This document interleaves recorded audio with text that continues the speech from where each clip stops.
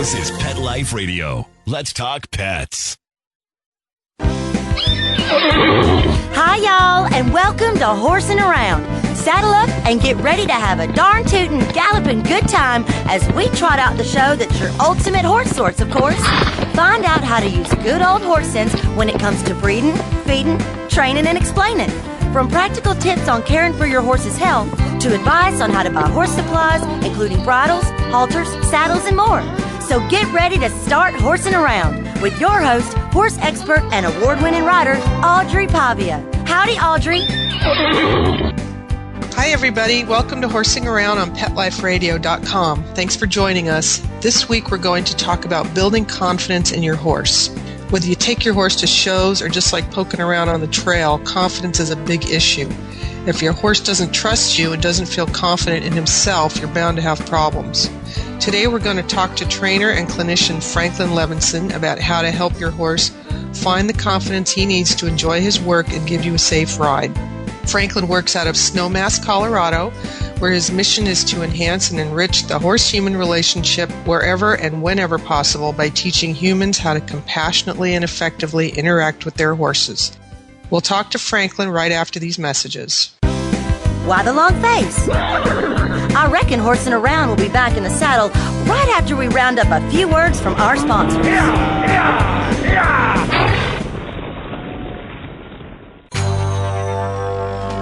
It's DesignerPetSweaters.com. Hand-knitted designer sweaters for your precious pup or cool cat. Beautiful couture patterns for your pets, including custom-knitted formal wear, casual wear, yachting, and even sports-themed. Many designer pet sweaters include feathered tammy hats, top hats, and a lot of sparkle. Each sweater includes leg loops, front paw sleeves, and leash opening. Visit DesignerPetSweaters.com to order your four-legged fashions today. Your pets will stay warm for the winter and be runway ready. Large or small, we fit them all. DesignerPetSweaters.com.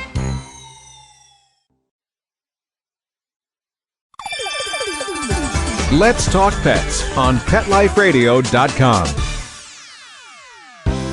We know you're chomping at the bit to hear more horsing around. Well, we're back on the trail. So park yourself over yonder and set a spell. You ain't heard nothing yet. Welcome back to Horsing Around. I'm your host, Audrey Pavia, and today we are talking to trainer and clinician Franklin Levinson about how to build confidence in your horse.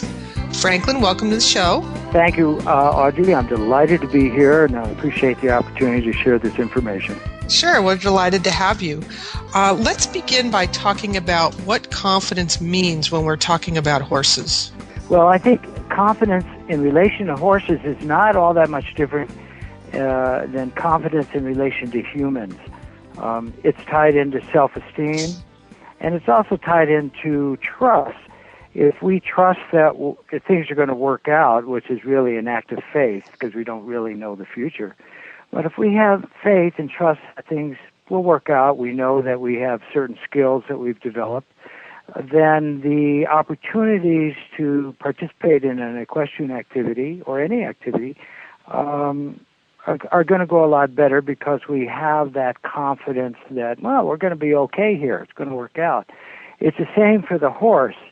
And the horse develops confidence through, and I love what you said at the beginning, through the development of trust with its leader. And with domesticated horses, it's the responsibility of the human to be the good and appropriate leader for the horse, because that will inspire that horse to be trusting and to have the confidence, when with that leader in particular, that everything is going to work out just fine. Now, I have a horse that I believe we have a confidence issue. He's 7 years old, and he was broke when he was about 3, but he didn't get much work until about a year and a half ago when I got him. And he's a curious, friendly horse, but when we're out on the trail here where I live in Norco, California, which is an urban equestrian community, and there's a lot of cars and the trails go by houses, there's a lot of stuff going on. He's pretty spooky if he's by himself, and I'm assuming that's a confidence issue. And so what are those the kinds of problems riders see when a horse is lacking in confidence? Absolutely. It's one of the most common questions I get, that my horse is nervous when away from the barn, away from herd mates, and so on.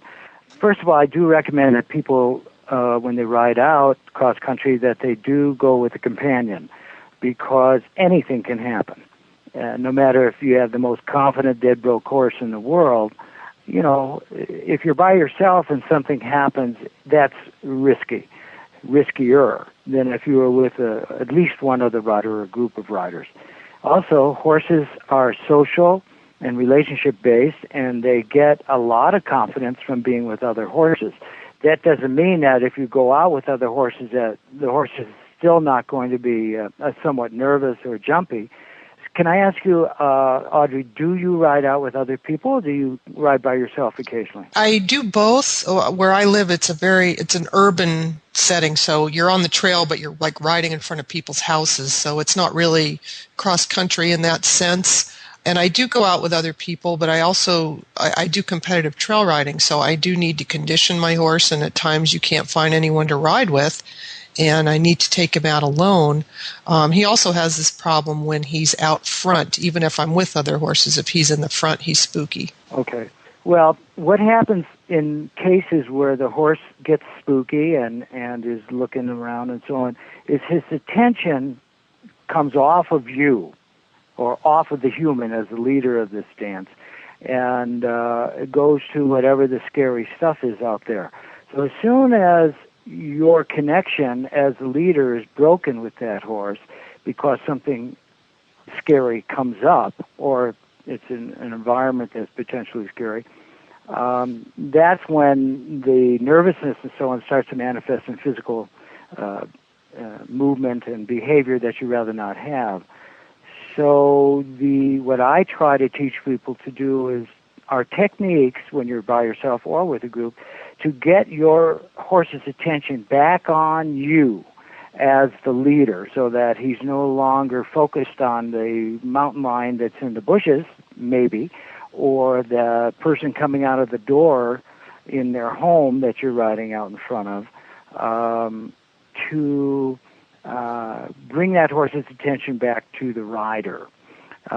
This is accomplished through the rider's ability as the leader of this dance, and I look at it all as a dance, to ask for relatively simple movement that you have already practiced and are very good at, and your horse is very good at, before you get out on the trail. An example of these types of actions I'm suggesting are simple leg yields, where you would ask for, I do a lot, like a hindquarter yield, where I would bump the horse's nose up and in to either side, and then bring my inside leg back and ask that horse to bring his butt in the opposite direction. So it's a fairly standard move, hindquarter yield, and if you and your horse practice this quite a bit before you go out on the trail, this is a very nice move that can be done in just the length of a horse. You don't need a lot of room. And if you ask for a couple of rotations in either direction and then put a stop on them, say, woo, stop. If the horse, and then try to walk off. If the horse continues to be nervous, what you need to do is repeat this process. Maybe 2 to 3 rotations at the most, and then allow the horse to stop and take a break. The break is very important, so you don't over-input the horse, because that can make the horse nervous too. Just by going round and round and round with a leg yield can kind of pump your horse up or wire him up, and it defeats the purpose. So a simple 2, 3 at the most rotations one direction, then reward him for compliance with a break from all pressure of the request. Tell him he's a good boy. You don't have to just pat him, but maybe stroke his neck a little bit, and then walk off and see what you got. You may have to repeat this a number of times before your horse really gets its attention totally back on you. And again, you want to practice this move before you need it. Before you go out on the trail, it should become like breathing for you and your horse, natural and easy. And when your horse does it, he knows he's only going to go around a couple times and get to stand still then for a minute. So that's just a first example of a potential movement to ask your horse to do when he shows nervousness on the trail. Now, I guess spooking is an obvious one. For people who show their horses and take their horse to a show, is there confidence issues as well that come up in those kind of situations? Absolutely. Many show horses will get spooked by photographer or by people, like if it's a jumping competition, there's people somehow in the arena, or there's movement in the arena, or loud noises come up, or just the audience, can sometimes make a horse nervous. When I work with competitive riders in the English disciplines, first I tell them to go to the venue when there's no show and get the horse as familiar as you can prior to the show, days before the show, and let him get comfortable with the environment. It's very, very important to do that. Many times you don't have the chance to do that, but I strongly recommend it if the opportunity presents itself. Now, I worked with a Grand Prix rider in Greece, and this horse would jump over the moon, but the horse had a big problem with the crowd and noises on the perimeter of the arena. So in this clinic, it happened to be a pretty hefty clinic. There was at least 100 people in the gallery.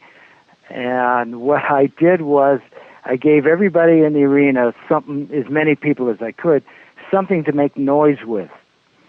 Bangers, clangers, bells, all kinds of things. And what I did, the girl was a very good rider, obviously. So when she came into the arena, I had everybody come up and start to make some noise. And only make noise for a very brief time, maybe 15, 20 seconds, and then sit down, go quiet, remove the pressure. And then she would settle the horse down. She would do a leg yield or two and walk the horse again. Then I would have everybody stand up again. It was a riot to watch this. Make noise for 30 seconds, very briefly. Don't overdo that, stimulus. And then go quiet, and the release of the pressure is the reward for the horse complying with your request. Then she would walk around a little bit more, and by about the fifth time or sixth time, the horse couldn't care less what was going on with the crowd. And this really helped this situation out a lot. You may not have the opportunity to set up a situation like this. However, you can set up situations that you know will generally spook your horse, so that what you have is a controlled environment where you know the horse is going to spook. You're providing a stimulus for that horse to get spooked. You only provide that stimulus, allow it for 15 seconds, and then stop, go quiet. Allow the horse to settle. Then another 15, 20 seconds, stop, go quiet.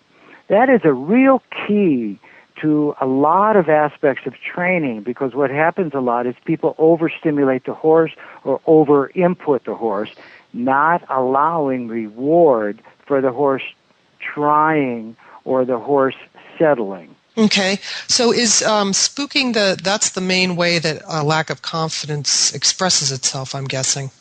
Sure. I think that nervous, scary behavior can become explosive. I mean, the horse can rear, buck, do all kinds of dangerous behaviors. And that is the main manifestation of spooky horses. Plus they're not focusing. That's not what you want in the show ring. And their attention is certainly not on the rider, which it has to be in order to win. So basically then, whatever the situation is that's causing your horse to be lacking confidence, it sounds like the answer is to get his attention back on you and see you as the leader. Is there anything else you should be doing to help foster that leadership position? Well, there's another technique for, let's say your horse is or even plastic or something like that. A very good technique prior to whatever you think you're going to do with the horse is to allow the horse to follow the scary object, whatever it is. So let's say the horse is afraid of plastic tarps blowing around. If you have somebody out in front of you, allow them to drag the tarp and ask the horse to follow the tarp, follow the scary object for 10 feet and then stop. The plastic stops moving, and you pet your horse and tell him he's a good boy. And then wait 10 seconds and then move forward again towards a scary object. Usually after about 4 to 5 times walking towards a scary object, the person with the tarp can start to swing that tarp around, can start to flap that tarp around. And it's the same process. You allow the horse or ask the horse to follow that scary object again. And usually within 30 minutes to 45 minutes, that person can stand still in front of that horse. The horse can be standing still, and you can wave that tarp and go nuts with it, and the horse will be acclimated to it and will not be scared. This works with cars. If you have a horse that's afraid of cars, get a car out in front of you and follow it for a while. And then do that stop and go thing a little bit, and then start walking your horse around the car, then have the car start moving forward again. You follow the car. It should be no more than, a relatively reasonable length of time that the horse is going to be comfortable with that car. Then you might go to 2 cars, then you might have the car kind of drive towards you as you walk by the car, things like that. And this works for motorcycles, motorbikes, anything that's on the road that's making noise and moving by you. This kind of technique works well if you can set it up. Okay, well, we're going to go to some commercials. When we come back, we're going to talk more about how to build confidence in your horse. We'll be right back. Why the long face? I reckon Horsing Around will be back in the saddle right after we round up a few words from our sponsors. Molly, here's your dinner. Zeus, that's not your food. Don't let that happen to your precious cat. Elevate your cat's eating experience with the Cat Tree Tray. The Cat Tree Tray keeps your cat's food off the floor and conveniently located on the cat tree. It's the perfect way to eat.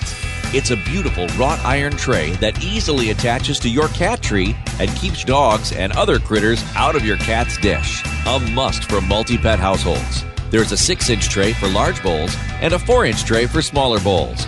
Purchase your Cat Tree Tray today. Go right now to cattreetray.com. That's cattreetray.com. cattreetray.com. Let's Talk Pets on PetLifeRadio.com. We know you're chomping at the bit to hear more Horsing Around. Well, we're back on the trail. So park yourself over yonder and set a spell. You ain't heard nothing yet. Welcome back to Horsing Around. I'm your host, Audrey Pavia, and today we are talking to trainer and clinician Franklin Levinson about how to build confidence in your horse. Franklin, I wanted to know, it seems like some horses are just more naturally confident than others. Is there a personality issue here? Well, like people, some people develop more confident ways of living or ways of being and confidence within themselves than others. As you know, horses have their own distinct individual personalities, just like people. So, yes, it is true. You can inbreed temperament, and you can inbreed a more confident horse, and sometimes often it's the luck of the draw as to how that horse is going to turn out, just as it is with a human.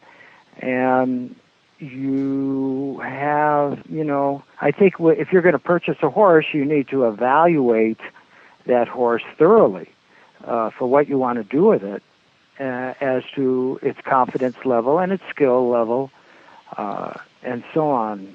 So, yes, it is true, Audrey, that they all have their personalities, and some come out with a little more self-esteem and confidence than others. So if you're looking to buy a horse, how can you judge the horse's confidence level? Well, you can begin by doing it in hand. Walk the horse around, introduce him to various objects in his environment there. He may be in his home environment, in which case that could be a little deceptive because he's used to his home environment. If you have the opportunity to have the horse taken someplace else and then assess a confidence level, you'll probably get a truer indication of where the horse really sits with that. But let's assume that you go and view a horse at his home base. You might consider then setting up a situation that does not create a lot of danger for you, but will give you an opportunity to assess the confidence level of the horse.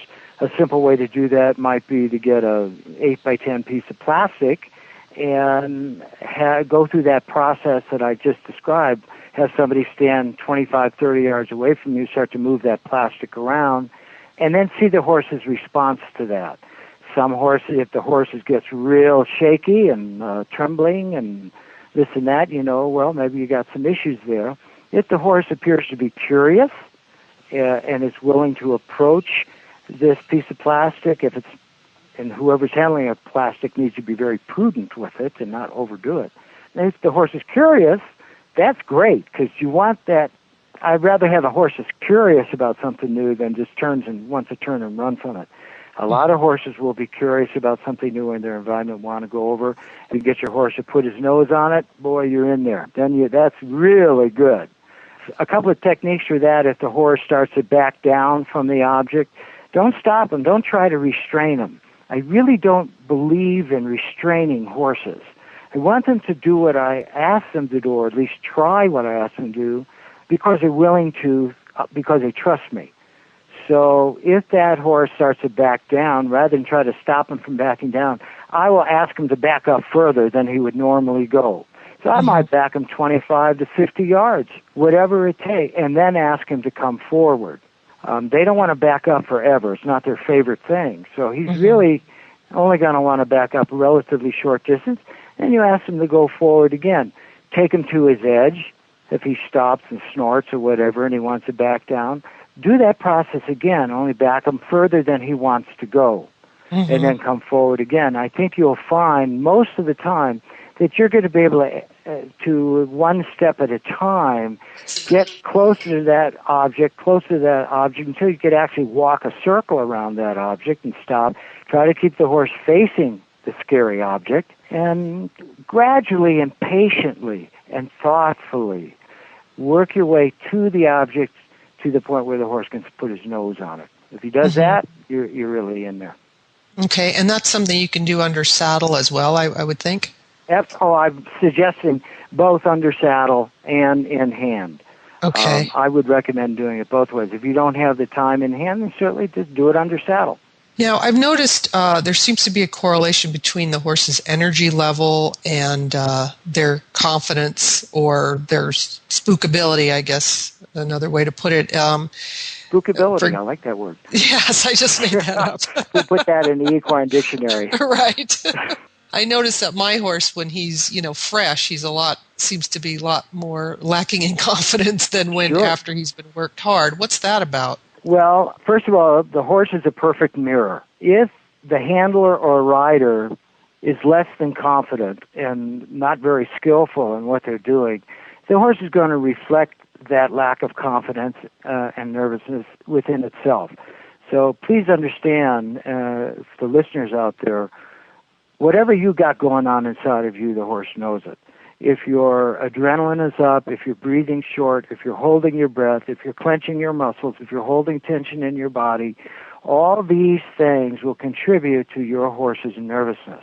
If we can remember to breathe consciously when we're with our horses and settle our own internal process down, that's going to go a long ways to settling your horse down.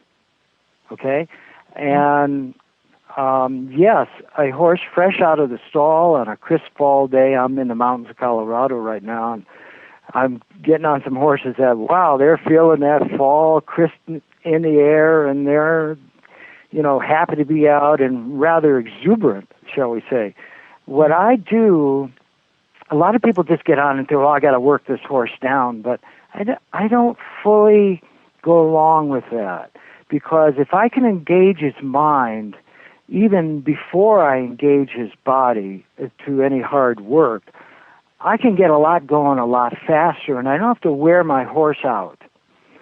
So I want to suggest to people that fresh out of the stall, don't get on your horse. do something on the ground that will allow you to set yourself up as the good leader of the horse. And it doesn't have to be intricate, big deal exercises. And it's got to be more than lunging in a circle, because lunging in a circle is boring.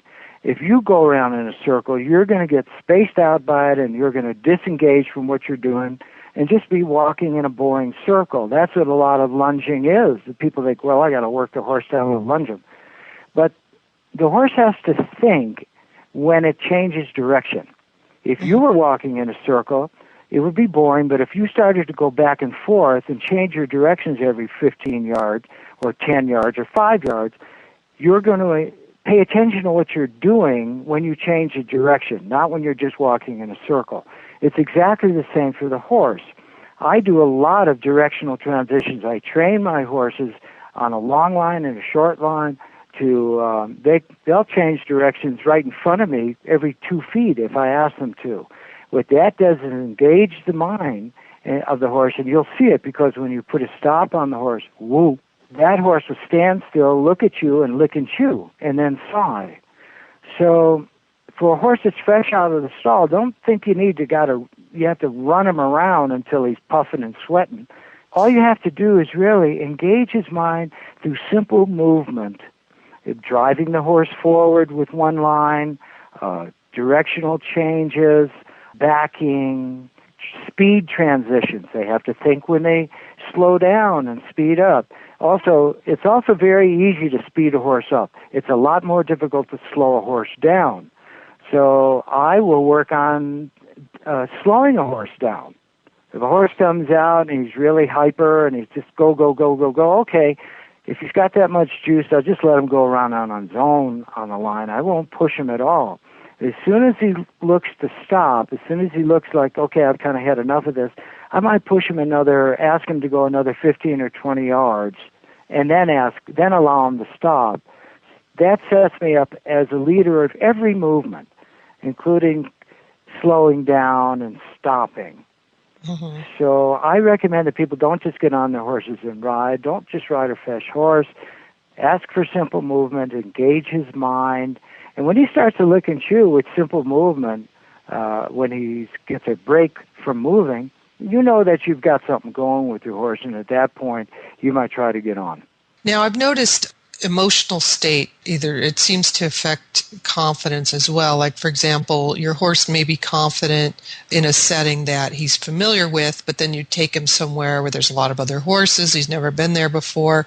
Suddenly, he's not as confident as before. Is it the same approach in those situations? Just start, disengaging the hindquarters and trying to get him back on you. It seems like for me with my horse that he's, once that emotional level is high, it's a lot harder to get him back. Well, that's a very good question. And what my thought around that is, yes, he's disengaging from you because he's in a new place. And can I ask you a question? Sure. How do you do? What do you do when you feel your horse's emotions move into fear? What happens to you, Audrey? Well, then I struggle with my own fear because I'm not the bravest rider in the world. I've been, I've come off a number of times, and I'm no spring chicken. So when I come off, I feel it, And so I worry for my own safety, and I try to keep my confidence as well. Like he loses his and then I start to lose mine, and it can spiral out of control. So it's a struggle for me as well. Okay. Well, we have to take some responsibility, and it's not easy, Audrey, mm-hmm. for our own emotional states. I'm going to go back to the breath for a minute, because if you get nervous or afraid at any time, the first thing that most people do is to hold their breath or start breathing rapidly. So if you want to settle your emotions down when something begins to happen, you need to start breathing consciously. Now, that doesn't mean hyperventilating and deep breath hyperventilation, but it does mean consciously breathing to the point where you are consciously intending to release anxiety and stress when you exhale.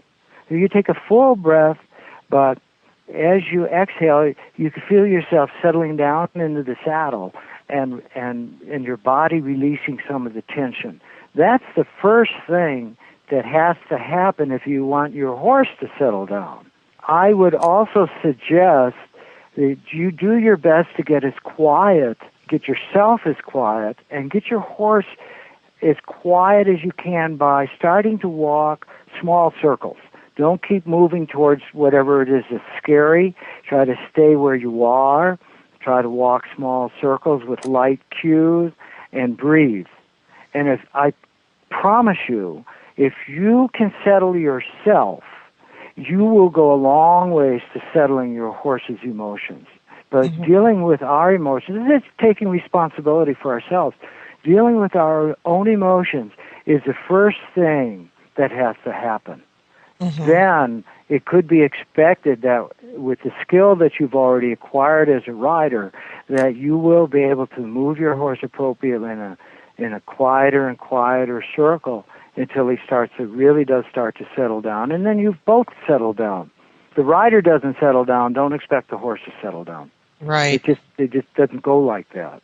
Right. We have to take responsibility. And taking responsibility, if I could take a moment to expand on that. Sure. Around the world, because I travel a lot to do this internationally, and people blame their horses. Oh, he's stubborn, he's willful, he's got his own mind. I hear this all the time, and it kind of grinds on me because that human is not taking responsibility at all here. They're laying it all on the horse, and that's very unfair. Because it's our responsibility, first of all, to rein ourselves in, to rein our emotions in to the point where we have some say-so over how we're feeling. And we can settle ourselves down. But, we blame our horses. Right. I think that's erroneous. Yeah, that's a good point. And there's something else, too, I wanted to just ask you about quickly before we end. Age seems to be a factor too. Like younger horses seem to be lacking as much confidence as older horses. I wouldn't say, every single older horse I've met has been confident, but there does seem to be a correlation there. Do you agree with that? Well, not necessarily completely. Okay. Because I start a lot of colts and I handle a lot of young horses as well as rehabilitate older and abused horses. I find really that the young horses, sure, new stuff is going to be maybe a little bit more or a lot more anxiety producing for a young horse than would be, shall we say, a dead broke horse that's mature. Of course, that would be the case. But I have young horses that do so much better on the trails and up in the wilderness than some of these older horses because of the confidence in me that I'm able to instill in them. If the horse has confidence in the rider or the handler, that's going to translate to a more confident horse no matter what they're doing, no matter what age the horse is. Today I just came off of this horse that was, got off this horse that was a 3-year-old filly that I took out. Some people insisted that I go out, even though I told them I had this date with you for this interview.